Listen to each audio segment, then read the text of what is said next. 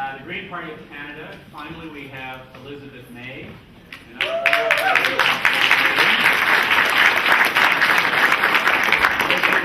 Environmentalist, writer, activist, lawyer, and a member of the Order of Canada. And since March 2006, she's been the leader of the Green Party of Canada.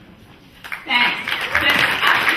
It's almost a year now. I've been leading the Green Party since August 2006. It's almost coming up to my first year anniversary. So, first of all, je suis très heureuse d'être ici aujourd'hui avec tout le monde qui sont les militants contre la globalisation et le PSP. Je suis très fière d'être ici avec tout le monde. I want to thank the organizers for doing this. I've listed everyone, but I know the clock runs. I want to make sure you know that although I'm here and very happy that the Council of Canadians has included all those parties that receive federal funding. There's other good work done by other parties that aren't receiving federal funding. But I do want to also say that I'm here with critics, and I'm the only leader of a federal political party here on the podium. But my trade critic is here today, and I just wanted you to know that Janet Eaton is doing tremendous work, and you can check the Green Party website for the work we're doing on Security and Prosperity Partnership, and announce that tomorrow, and I apologize, we planned this session when there was nothing else in opposition to the timing we picked. We will be at St. Paul University tomorrow with a free teach-in involving some of our colleagues from the U.S. Green Party, the Canadian Green Party, looking at the Security Prosperity Partnership from, it's an open session, it's free, St. Paul University on Main Street in the main auditorium, so I hope you can join us there. The critique on this has been touched on by others. I just want to mention one thing about it. I was very moved and grateful to hear the joint statement of les syndicats, les travailleurs d'énergie de tous les trois pays. I think it was a wonderful statement, and I want to thank the CEP that's always shown such leadership on this issue, the steelworkers, the CLC. This is really important that we stand together with the trade union movement, which is so much under assault in this current agenda.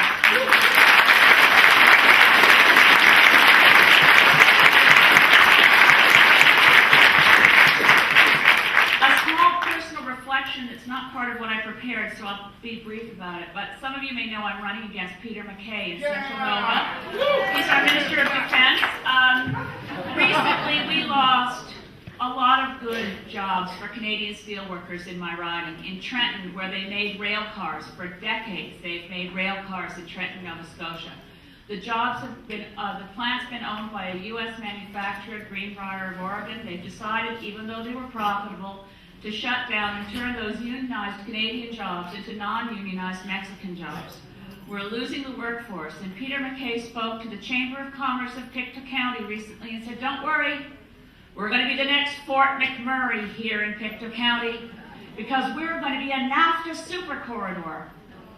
We're going to be part of the super highway that brings, as you've heard from Maud, the imported goods from around the world that will speed by us on the highways, along with the natural gas that speeds by us on its way to the United States and so on. So the focus on local sustainability, on local jobs, on good union jobs, and on paying attention to that which is sustainable and Canadian and reflects our sovereignty and our values is central, and we must not lose it.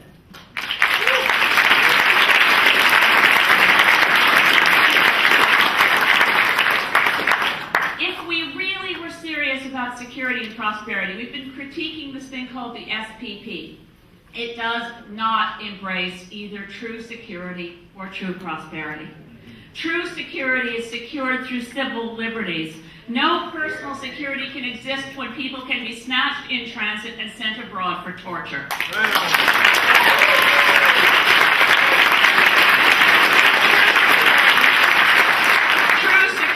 Cannot be secured unless we address the single greatest threat to our security, and that lies not with loose networks of terrorist extremists.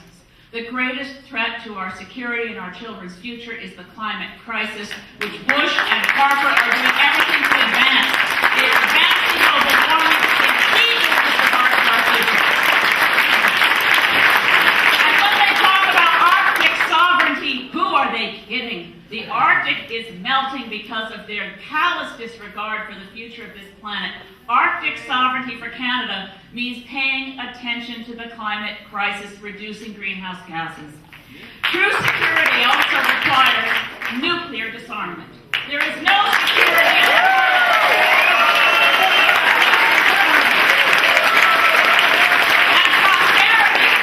And prosperity is not about an economic system that embraces private greed above the common good. We see markets crashing and shaking, and why? Because they didn't know how to contain their greed with things that dressed up like subprime interest rates and hedge funds and bond raiders who were in bed with the people they were marketing.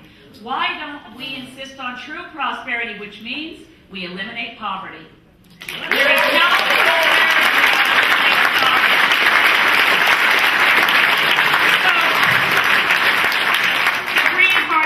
following things, and we will fight for these things. Stop the SPP talks.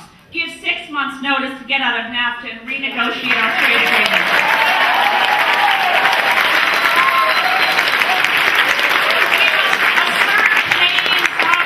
We assert Canadian sovereignty by banning bulk water exports through appropriate federal legislation with all state programs. We assert Canadian sovereignty by meeting our Kyoto commitments by putting a moratorium on tar sands expansion. We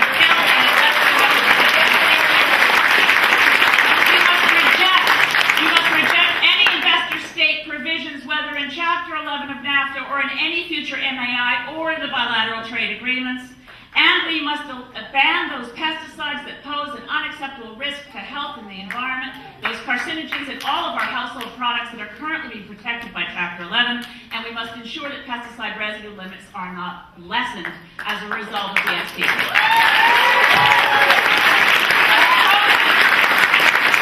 In closing, I'm going to call on my colleagues in the opposition parties that do have seats in the House of Commons.